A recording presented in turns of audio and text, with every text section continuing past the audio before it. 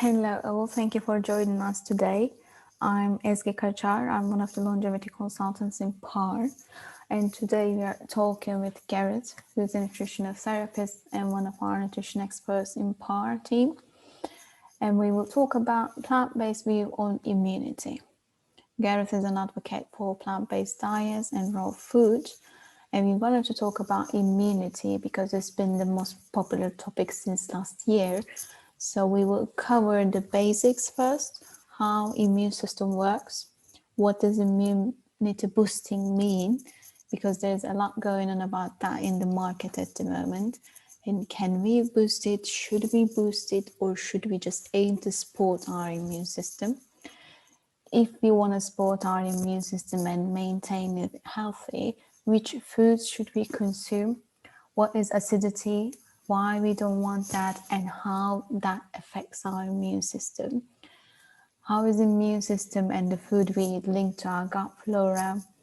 Do we need to use supplements? That's quite a popular topic as well. If we need to use some supplements, which ones? And should we get tested before taking anything? And at the end, we will highlight a couple of points about what to do to maintain a fully functioning immunity. Before leaving it to Gareth, I will talk about how our immune system works. So we have external barriers and internal barriers in our bodies.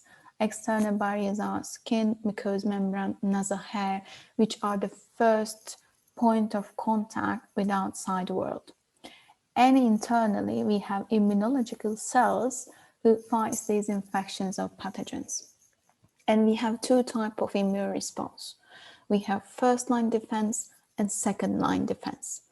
In the first-line defense, which is known as innate immunity, we have phagocytes and natural killer cells. Innate immunity is immediate, unspecific response that our bodies create. So phagocytes and natural killer cells, these are subtypes of white blood cells. They create inflammation. Mainly phagocytes create inflammation, releasing cytokines and other molecules to send a message through our body to say there is a pathogen, there is a harmful thing that I'm starting to exterminate and send help. So they start exterminating these harmful substances immediately. And natural killer cells, they mainly attack to mutated and cancer cells. On the second line defense, which is known as adaptive immunity, we have T cells and B cells, again subtypes of white blood cells. Adaptive immunity takes a little bit of time because it's a specific one. With that, we know who our opponent is, and we use specific strategies to fight with that. So T cells receive a message from phagocytes, which were the first ones to attack, and they start eliminating enemies, and they inform our B cells. When our B cells receive that information, they start producing antibodies, which are proteins that attach to these harmful substances and pathogens and marks them as harmful substances in our bodies. There is another remarkable thing about our B cells, that they have memory. They store memory. They have an archive that they keep a track and recording of what kind of pathogens we met so far, which strategies we use, and how we can get done with these. And our B cells are able to inherit that information to their next generations. In every 10 seconds, we produce 1 million brand new white blood cells. So in every 10 seconds, we have an opportunity to inherit that information and create brand new team. That is where nutrition takes part, because for this reproduction, we need nutrients, we need vitamins, and we get all of these through our diet. So now I will stop sharing and Gareth will show you some video to explain you a little bit more how these cells work and what happens in our body.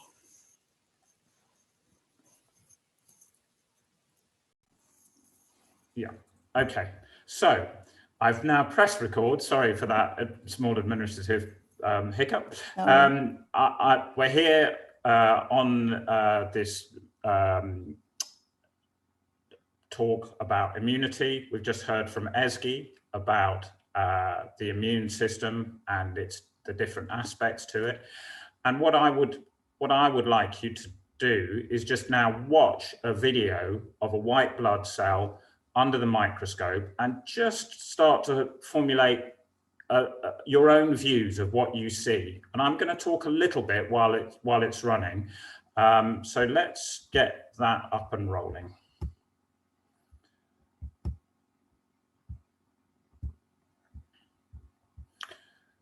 Okay, so here we have a neutrophil white blood cell, and it's what we call a granulocyte. You can see it moving in the blood.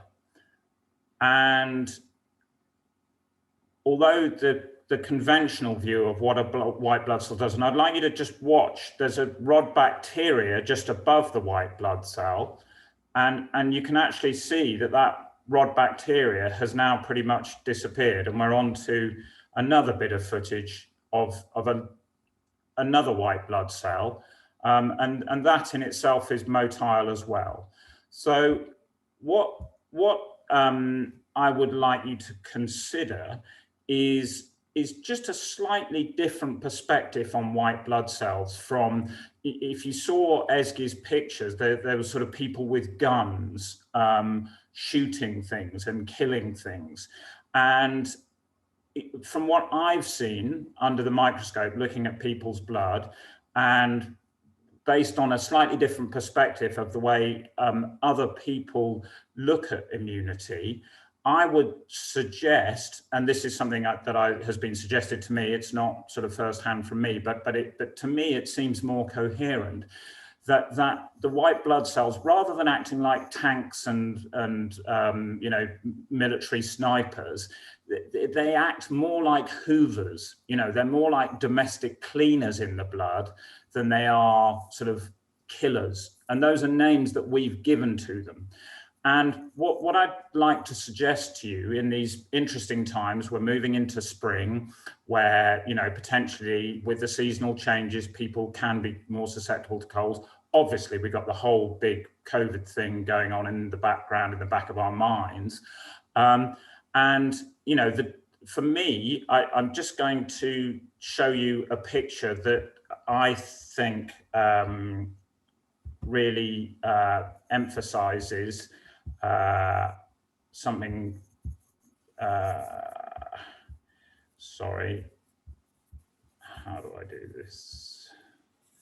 Yeah, so what I'd like you to do is just look at this line, and for me, this gives context about the functionality of immunity.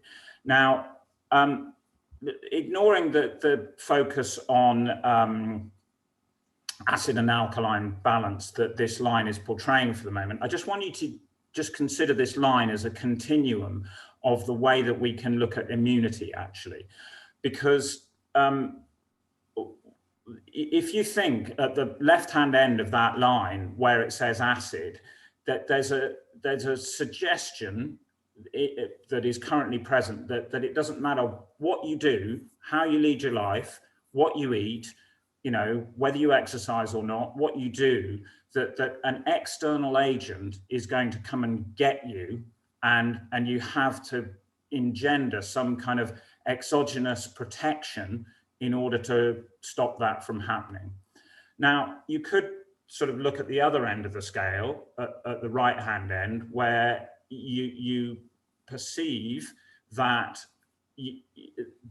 and people do, and there are very valid scientists who would look at the other end of the scale and say, actually, these elements that cause disease are created within us, and it's to do with an overload of our metabolic systems, And the most important thing that we can do is to look after our emotional health and well-being, our nutrition, our lifestyle, how we interact with each other, whether we act in communities, and that is what gives us health and positive benefits. So just cast your mind back to that wiggling white blood cell that we saw, and just think internally for a minute. What were you seeing when you saw that white blood cell? Were you seeing something that looked like a tank coming to kill things, or would your intuition maybe, and it may be that it's a tank, maybe that's what you feel safest with, and that's what you feel most comfortable with. But I want to use this sort of mind expansively, just to, consider, maybe we look at things slightly differently, because I think at this time, people are frightened, and people are concerned, and people are worried about, is something going to come and get us? And I think my view is that the best protection against that is to look after your own health, something that you can control. So I'm going to talk a little bit about how I think that you do that, and the focus on pH and gut health is really important for that for me. So I hope that, yes, if I press my thing, we're going to see parts of what I use to illustrate this diagram,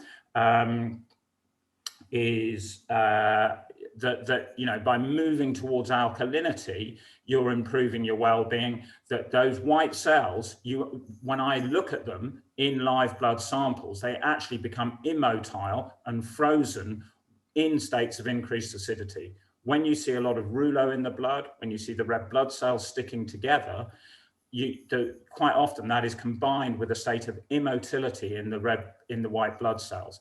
And that is why I use live and dry blood analysis in my clinic, because you can have a blood chemistry panel with exactly the right number of red and white blood cells present. But if all the red blood cells are stuck together and all the white blood cells are glued together and frozen and shaking, then they're not going to be squirming through your blood doing their Hoover job effectively. They can't. So this is why I would say ensuring that your body has sufficient minerals to buffer acids that are created within the body, and the alkalizing raw food material that will promote alkalinity is one of the most important things that you can do for your health and well-being. So just to continue with this model, our body has natural systems of getting rid of urination, of getting rid of acids through urination, defecation, respiration, and perspiration. But if one is making lots of acidifying food choices, you're loading your body up. You're really asking it to do a lot more work, and the filter organs of the body, the kidney, the liver, all of those organs are put under a great deal more stress. Now, food isn't the only part of this mix. During my 15 years of practice, and particularly recently with the work I've been doing with Aisha and PAAR, I have managed to expand my consciousness around just beating people up with broccoli all day long, and acknowledging that our food choices often have huge elements of emotional context to them. And I've just been working with somebody last week who I really have seen that with, he said, yeah, no, I do lots of really acidifying things, but you sense there's a massive emotional context to why he's doing that. It's no good me just sitting there chanting broccoli, spinach all day long. You need to have some empathetic interaction around, processing some of the past events in his life to help him move towards the other end of the scale. Okay. How are we doing, Ezgi? All okay?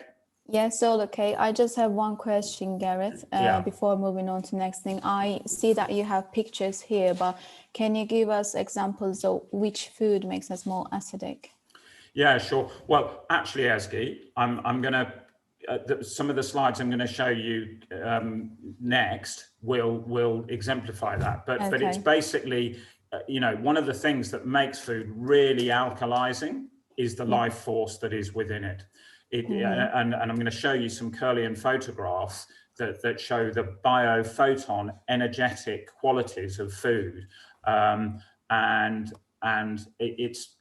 I've just been working with somebody who's been saying there isn't such a thing as negative charge and positive charge, but I'm going to have to stick with that at the moment because that's the way I've been taught to understand this. And what characterizes alkalinity is an increase in electrons. And biophotons, which are the energetic force in foods, that, as I understand it, is a negative charge, which is part of the reason that they increase alkalinity. So basically, dead foods, and particularly particularly animal proteins, actually, particularly red meats, but also processed carbohydrates, grains that have been stored for long periods of time, are all going to contribute to acidity in the body.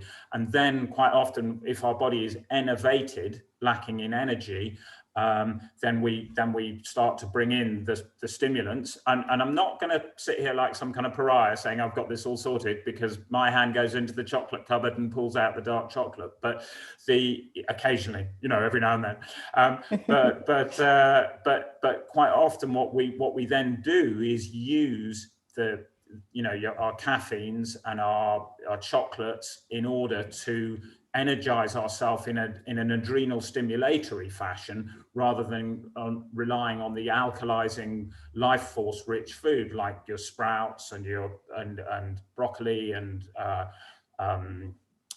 spinach, chard, kale, all of those foods in a life force rich fashion in order to promote alkalinity.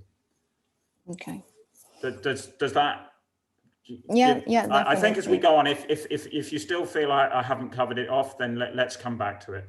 Okay, so I'm going to come on and I'm going to talk about three as you said, we're going to talk about nutrients and, can you pop a pill to boost your immunity?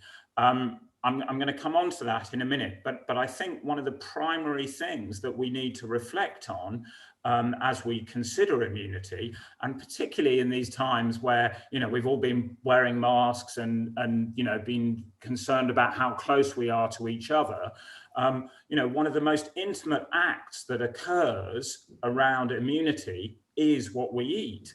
Because if you consider, when we digest something, we put it on our fork, we chew it in our mouth, we swallow, the chewed up mush. That passes down into our stomach, which you see at the bottom of that long tube, and then into our intestines, and it becomes our blood. And one of the really interesting things that Michael Greger talks about in his book, How to Survive a Pandemic, and also there is, sorry, I'm just going to admit David, right on time. I think you'll be muted, David, but it's great to have you with us. I think you've joined just at the right time. So David is another sailing friend of mine. I'm just talking about the intimate act that occurs when food goes into our mouth and becomes part of our bloodstream. And in his book, How to Survive a Pandemic. So I've put those two book covers on this slide because those are heavily scientifically referenced books. I mean, literally almost a quarter of the book at the back is just page after page after page of scientifically referenced material supporting the benefits of eating more plants.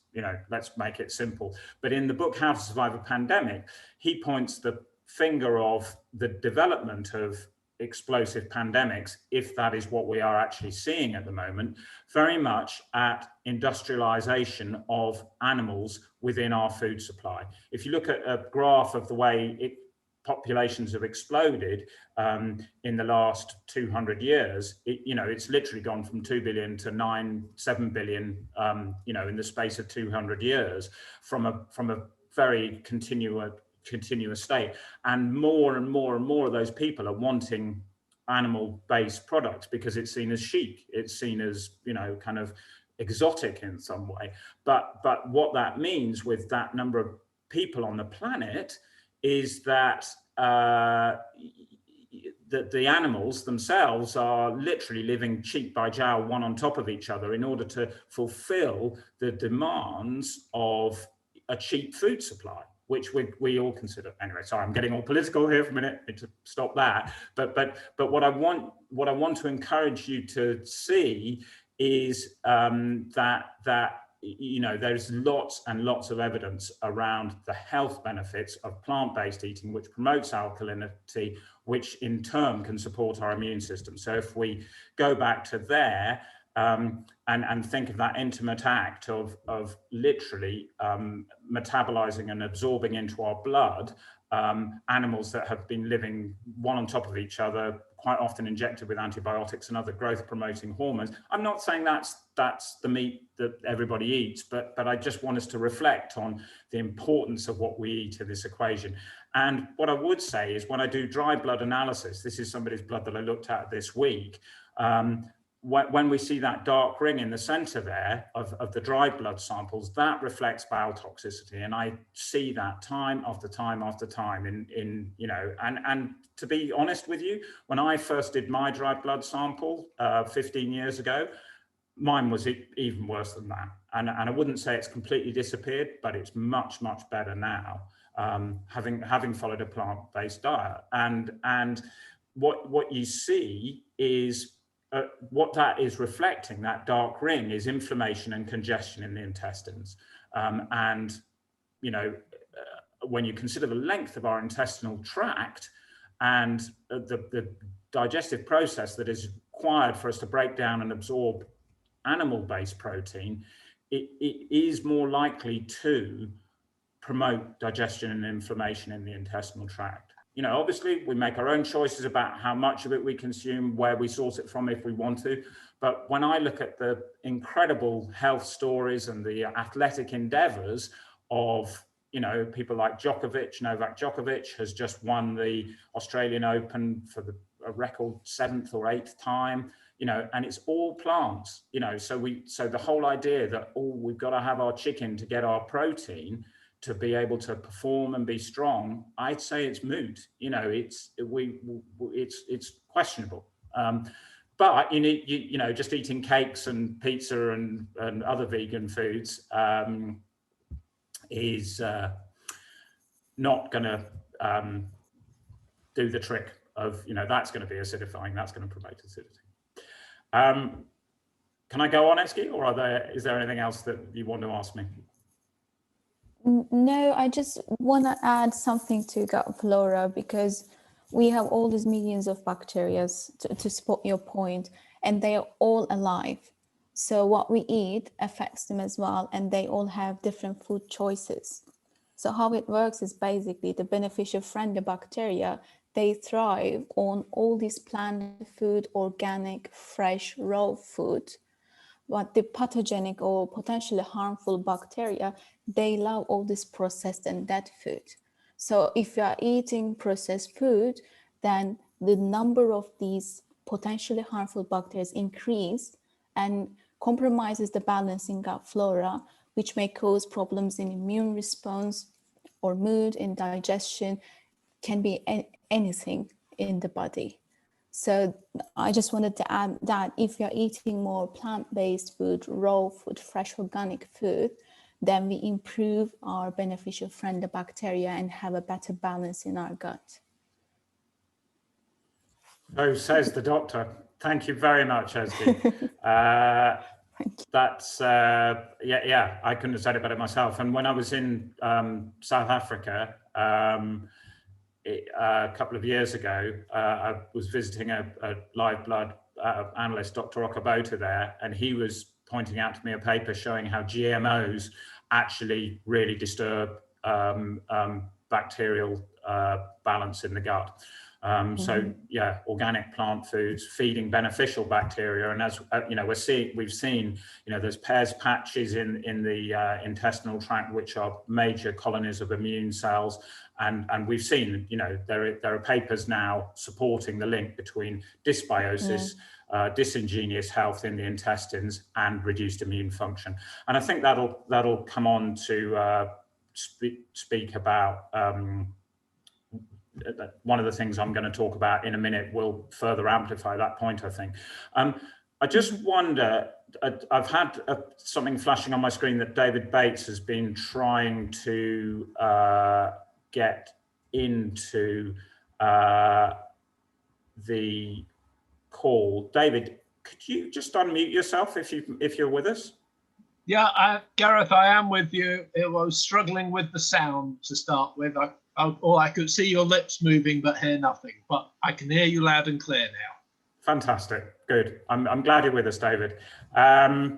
If you can mute yourself again, but I maybe would like to ask you to interact with us a little bit when I finish chatting, if that's possible. You're probably muted. That's again. fine. That's fine. Lovely, super.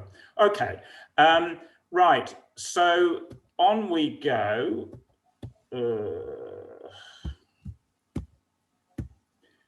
Yeah. So I think we've covered those points off. Now, this to me, this picture has a really, really big significance in my life, because I was very ill when I was 21, and I switched to a mainly raw food diet. I started doing yoga, and I suddenly was able to jump and move, and everything in my body felt completely different.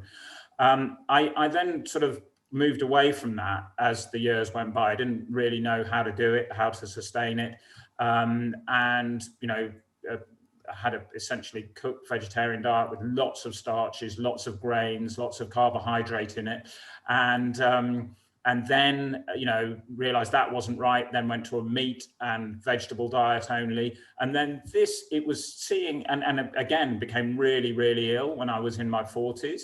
And it was seeing this picture that reminded me of all the benefits of eating more raw foods. Now, I think, the minute somebody says raw food, it can be quite daunting. It can be like, but it's winter, that's cold, but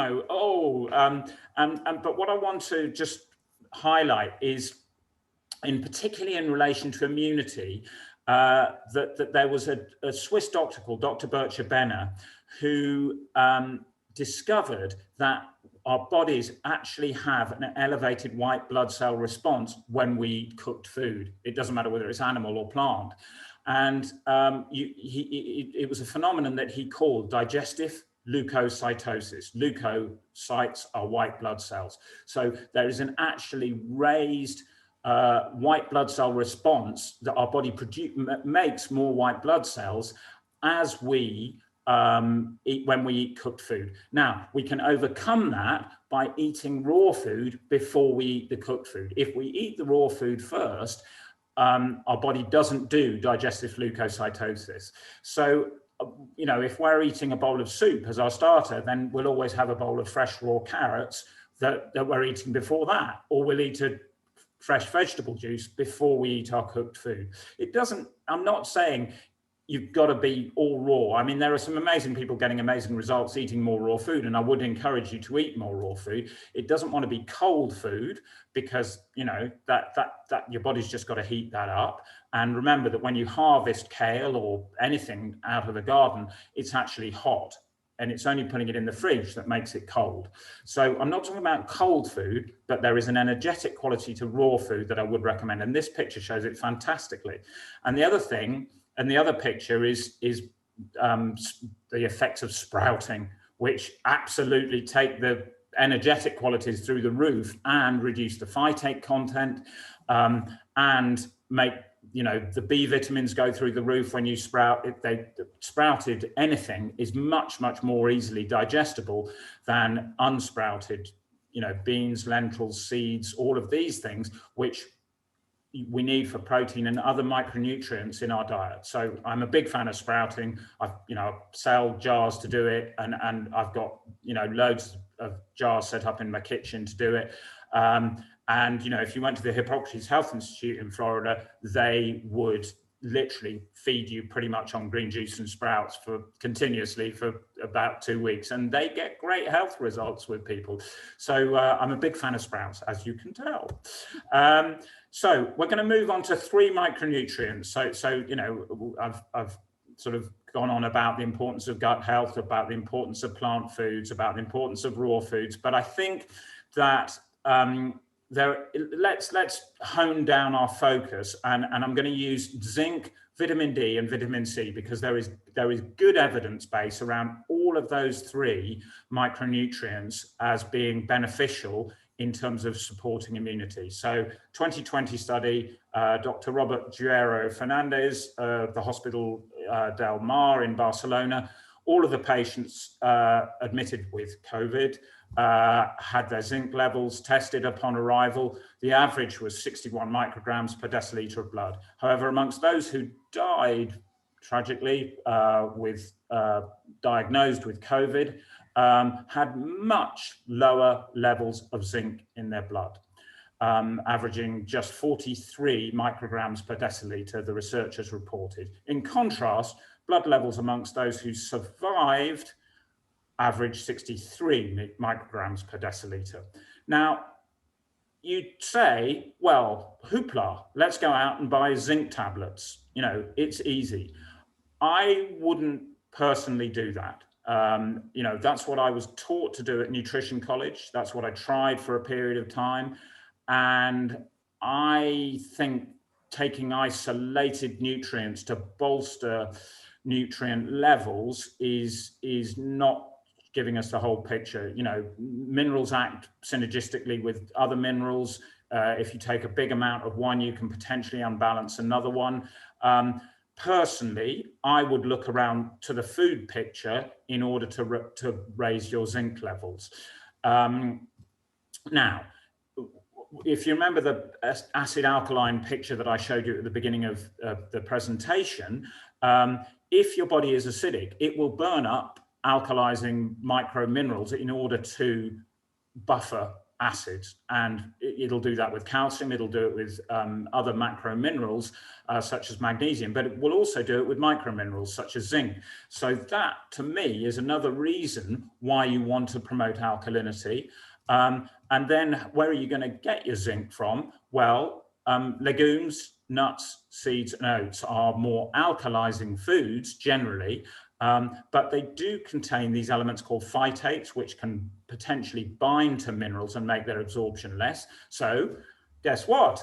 If you sprout your food, the phytate content goes down and you absorb more of the minerals. And so if you're having an alkalizing diet and which contains lots of sprouted seeds, particularly sunflower seeds, rich source of zinc, then that should help.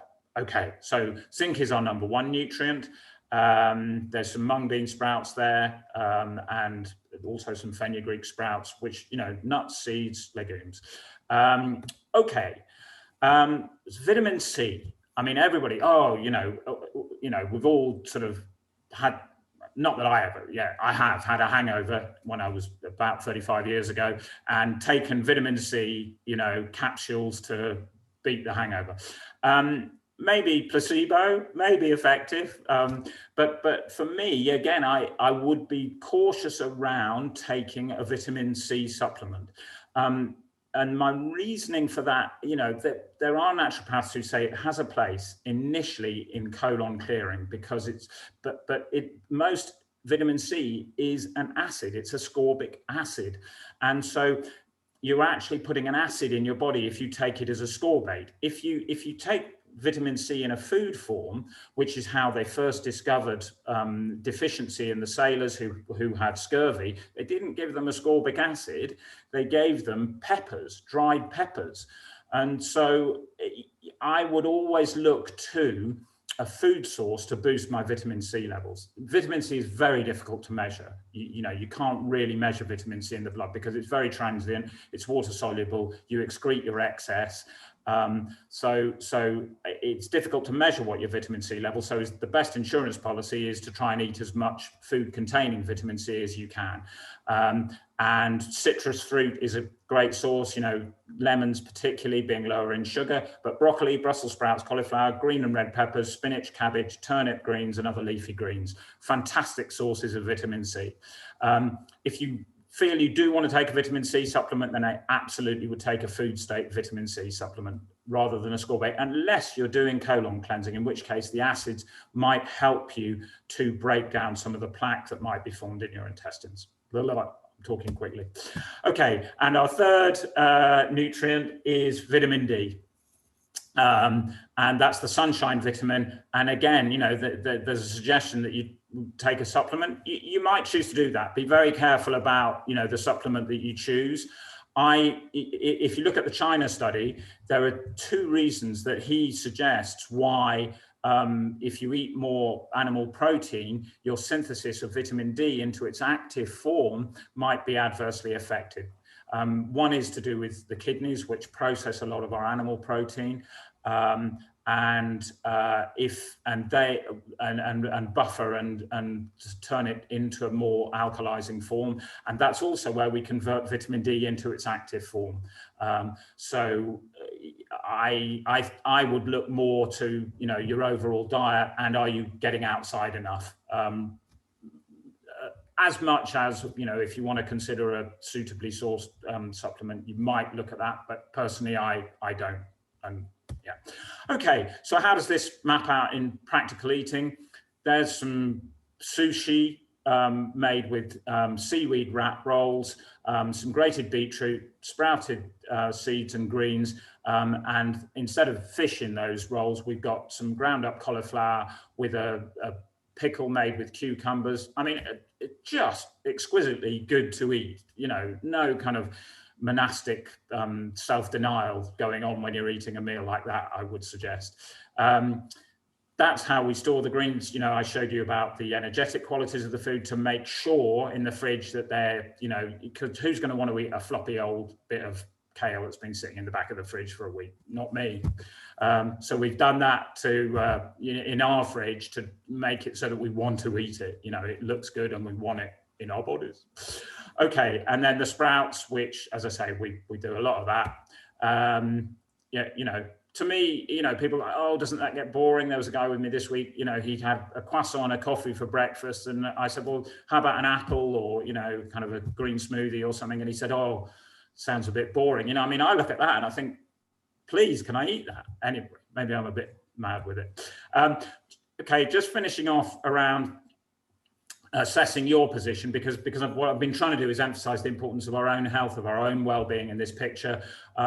With PAAR, we use an 81 marker blood chemistry assessment along with a raft of other assessments that can be used, and they give a picture of your metabolic health and how it can be supported. I also use live and dry blood analysis, and I feel those two together a really good combination of supporting people's health and giving us ideas and motivation to help you make the change and then feel supported in the process. So that's the end of the slideshow. I work with Ezgi and Aisha at PAAR. I have my own website, Food for Life, and you know, with PAAR you get a full-blown, full surround sound luxury system assessment of pretty much everything, and it's a really unique experience. With me, it's a bit more individual and one-to-one. I think that's probably enough of me talking, and we should take some questions. So I'm going to stop my screen share. So PAAR London and foodforlife.co.uk. Ezgi back in the area. Yes, thank you, Gareth. That was amazing. I love the photos of the foods you showed. But I don't know if it was a wise thing to do during the lunchtime. Oh, thank you. So do we have any questions? You can turn on your camera and ask any questions to Gareth or me. Yeah. Unmute yourself. That was all clear, I think. Yes, Jean has 2 questions. Okay, the first one. How fast is the turnaround, the cellular turnaround from eating something that's bad to eating something that's good? Shall I? Yes, please, Gareth. Yeah. Well, I think that's a fantastic question, Jean. One of the things that I've noticed, I mean, I was sitting with somebody this week, Jean, and he eats like a horse, and he's 6 foot tall, and he's 58 kilos. And when I looked at his dry blood, you know, there was strong bowel toxicity in every single layer of his dry blood. And one of the books I've been reading recently is that I think I spoke to you about, Jean, is this book, Richard Anderson's Cleanse and Purify Thyself, where he talks about how you remove intestinal plaque and buildup of, you know, mucus and residue in the intestinal tract. So it's all very well eating all this great stuff, but are you absorbing it? You know, is it passing into your bloodstream effectively?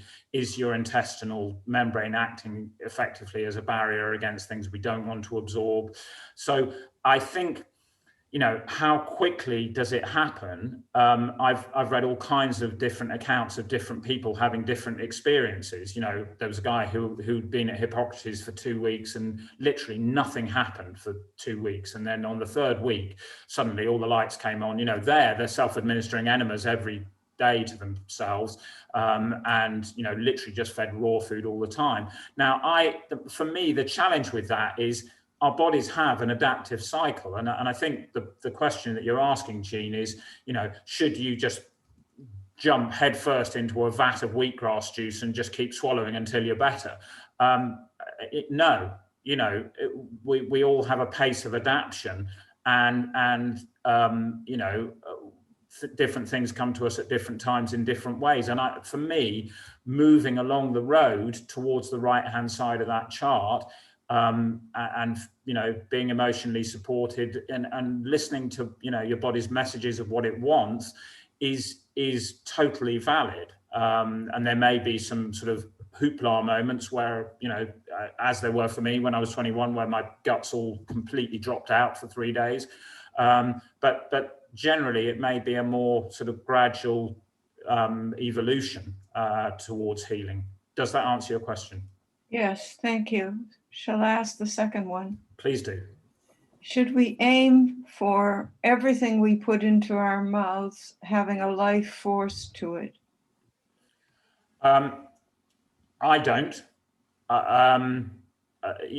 The one slide I didn't show you, which is you know, the balance picture. You know, I think ultimately when we all achieve enlightenment and you know, resonate at a much higher plane, that's probably what we'll all eat. But for the moment, we're still human, and I like to have denser calorific foods, you know, maybe that have some sugar added. And so rather than trying to sort of self-torture with your food choices, I was with a guy, you know, at the beginning of the week, and he was saying, yeah, but I smoke and I drink coffee, and I just said, just don't worry about that. Don't think about that. Just get the juicer switched on. You know, just start to make, you know, get more alkalizing food into your system. And this is something that Robert Young taught me. He said, you know, don't give the chocolate up. The chocolate will give you up. I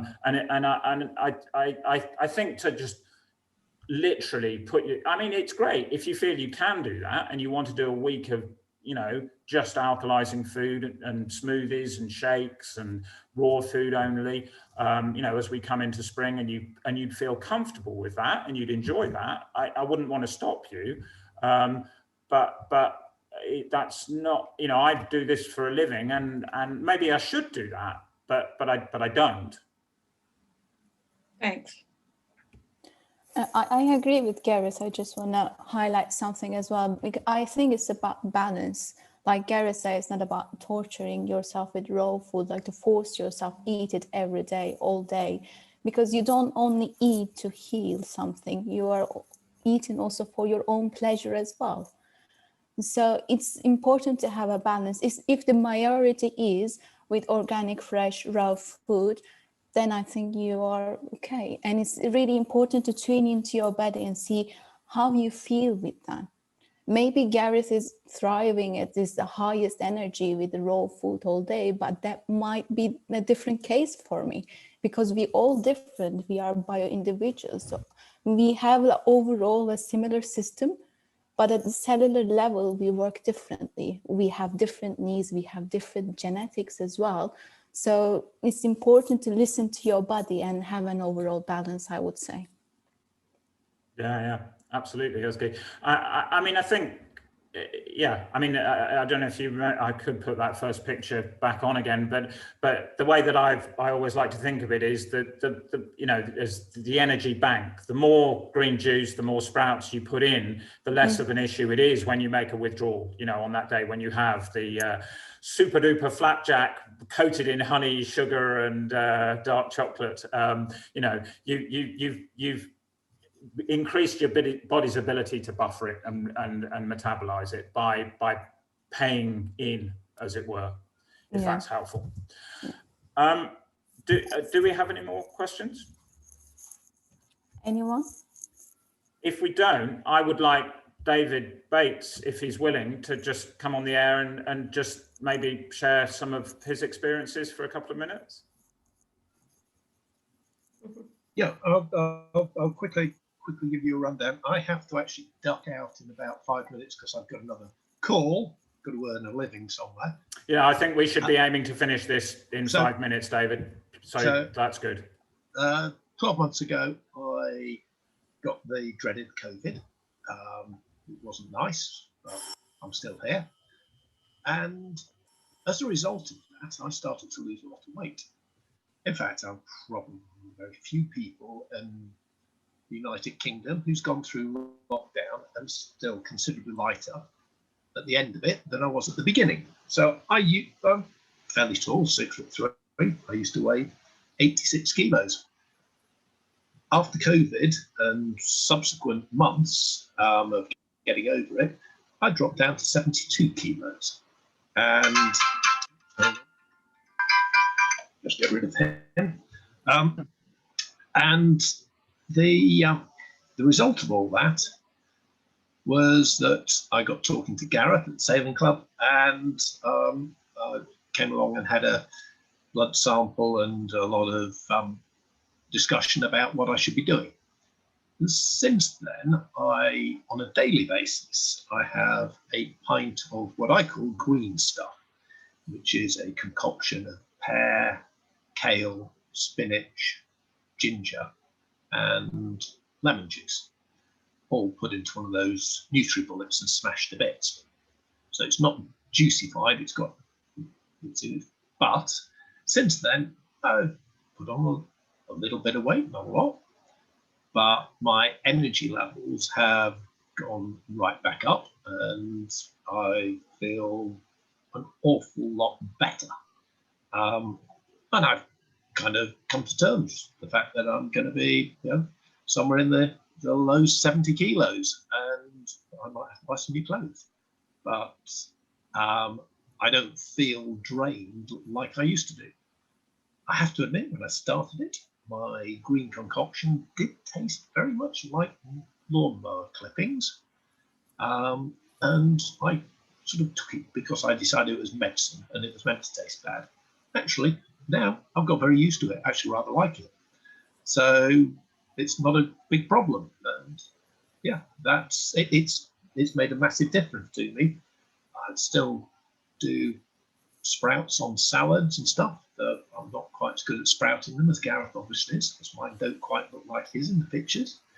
And I do have a bit of raw food, not in front of every meal, but probably one, possibly two on a good day. And it has made a difference. Great. Thanks, David, very much. I'm just going to add a small comment, and it's just fantastic to see, and the way you've launched yourself into it, it just really, brilliant to observe, and hats off to you for getting so stuck in. There were two things that amused, well, one that was really interesting and one that amused me. So the thing that was really interesting, David, was, I hope it's okay to share with people, nothing, personal or private, but when you first came, your blood chemistry was showing that your folate was right down. And, that's going to affect your energy. Folate's really important for red blood cell synthesis. And, you did take some supplements and you did this, and I believe your folate is now back up into the reference range. Absolutely. It's right up at the top there. The last blood test I had done by my doctor, I forgot what the number was, but seem to remember it's something like 40 something. And I think it was about 10 to start with. Yeah. But I'm not sure what the units are of that. But yeah, it was right up at the top of the reference range was the folate stuff. Yeah. So I'm just getting something through on the chat. Folic acid is folate. It's not fur length gene.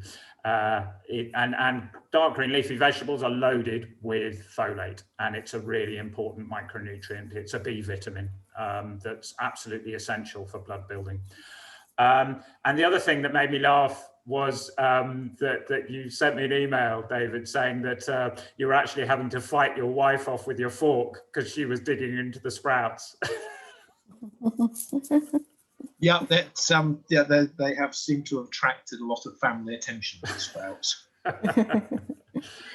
Brilliant. Okay, well, I think that's probably enough sharing. for everybody. Thank you very much, David. We'll be doing some workshops on sprouting. If you want to just drop an email on my website, and if you want to look at some of the really interesting stuff that Aisha and Ezgi do at PAAR, do look at their website, PAAR London Nutrition and Longevity. And thanks very much for tuning in, and I hope that what we've covered has been helpful and interesting. Thanks, Gareth. Thanks, Gareth. Really interesting. Yeah, great. Cheers. And thanks, Thank Paul. you, everyone, and thank you, Gareth.